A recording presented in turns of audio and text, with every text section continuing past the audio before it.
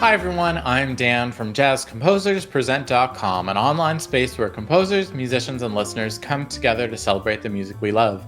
I'm joined today by David Berger, composer, arranger, conductor, and leading authority on the music of Duke Ellington and the swing era. David is here to show us how to write intros, codas, and first endings. Hi everybody. I've been writing a very long time, and way back in my youth, someone told me the two things that the audience takes away from your performance is the first thing you play and the last thing you play. That's what sticks in their mind. Now, when I was in 7th grade in social studies class, the teacher taught us how to write term papers. And she said, the form of a term paper is you have an introduction, and then you have the main body where an introduction, you're going to tell us what you're going to talk about. And then the main body of the term paper where you develop your ideas, and then at the end you have you sum it all up. Now, about the same time, I was playing piano, and I would play sonatas and sonatinas, and they're in sonata allegro form. So then sonata allegro form, you have an introduction, then you have the development. And then you have you state the main theme, and then you have a development section, and then at the end you have you may have a recap and a coda. So these are all like basic forms that happen in music, and they apply to when we're doing in jazz too. When we're arranging standard songs or any kind of jazz music, where there's a beginning, there's a middle, and there's an end.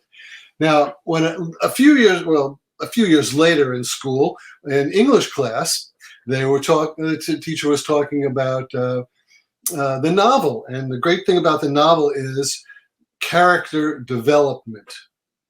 This character starts off in one place, and he grows throughout the book, and at the end he comes out a much bigger person, a better person, through his experiences. And so all this this translates to all the arts, especially music. So I want to talk about intros, codas, and first endings. So in the intro, we make a promise to the listener. This is what we're going to do in the next 3, 5, 10 minutes or hour, however long our piece is. The introduction, this sets it out. And so we want to address the main motive of the piece. We're going to look at a piece of mine where the main motive is just B da da, just like A flat G, just chromatic, 3 notes, really simple. Let's listen to the introduction.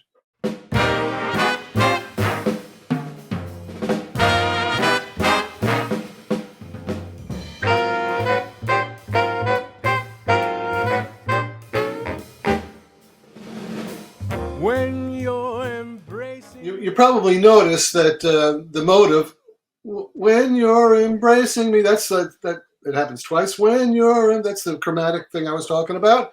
And in the introduction, I inverted that. I'm not sure that I planned that at all. I'm not good at intellectually planning music ahead of time. I have studied a lot of music in my life, and I've listened to a lot of music, and I've played a lot of music. And all that stuff goes into my brain, gets into my subconscious, and so when I go to create, that stuff comes out. It gets mixed up, and it comes out in all kinds of different ways. So in this case, it came out upside down, which is great because I don't want to give away what the piece is about. I don't want to.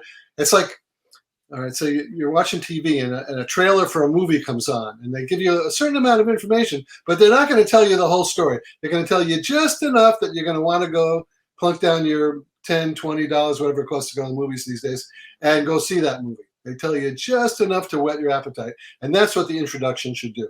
But you want to get that motive in there. That's really important. Okay, now let's talk about codas. Codas or sometimes we call them the outro, like intro, outro, because sometimes we just take the intro and repeat it at the very end, and it makes it it wraps up the package with a bow. So let's listen to the coda of this, what happens at the end of this piece. Right from wrong, you weave your spell, you weave your spell, you weave your spell, and then I'm all at sea.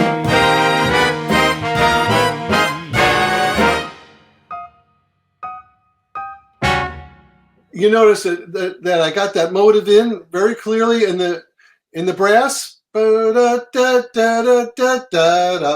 comes in, and then the piano has the Count Basie signature. Ba, ba, ba. And if you look at the inside voices, that's that ascending chromatic 3 notes. Just that's our motive.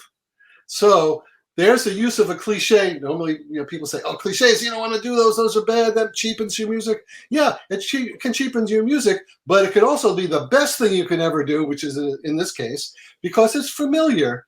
If we have prepared the listener for it, and I prepared you, there's like 100 times in this chart where I use that motive, that ascending chromatic motive, or it's descending or ascending. I use it both ways, and so it comes in at the end.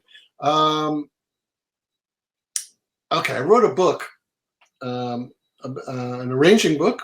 Volume 1 is and there it is, Creative Jazz Composing and Arranging.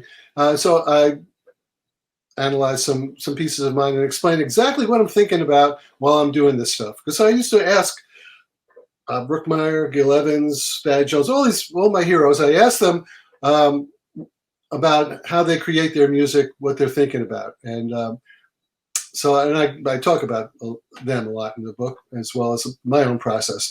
And then the second book I wrote was specifically about writing songs for singers and also writing arrangements for singers. And I analyze a bunch of songs and arrangements in this book. In fact, the piece that we're looking at today is I deal with that in great depth. The last thing I want to talk about for today is first endings. So I'm listening to somebody's chart, and when they get to the first ending, that's when I know if I'm going to continue to listen or whether they just use stock figures. I want to know, are they developing their material? And I find that out in the first ending. There's going to be some reference to the motive in the first ending. They're going to develop it in such a way that that I'm interested in going on, because I know they're going to continue to develop this character.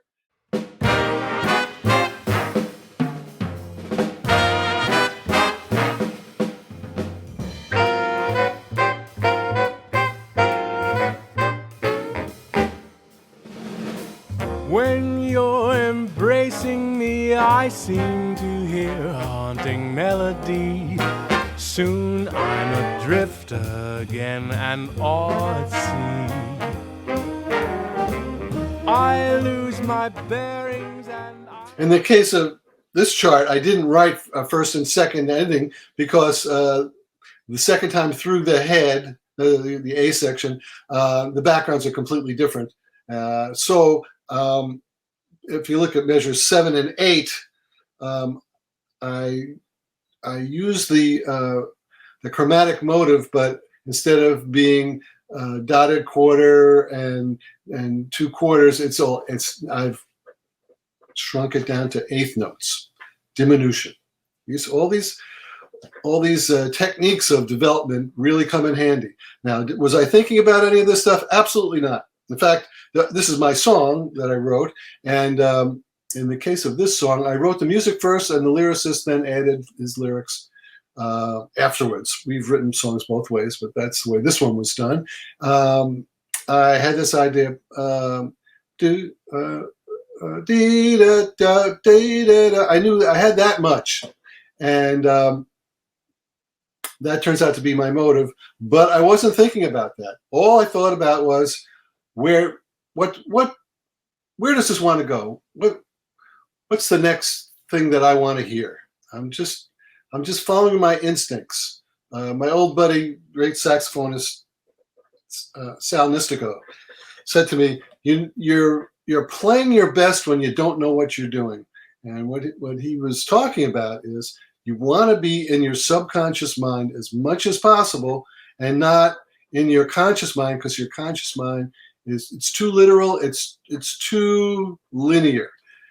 We want our art to be more complicated than that, and our subconscious will do that for us. I have a new book that has just come out, and it deals with what happens after you write your arrangements, and now you want to put your score into Sibelius and create parts.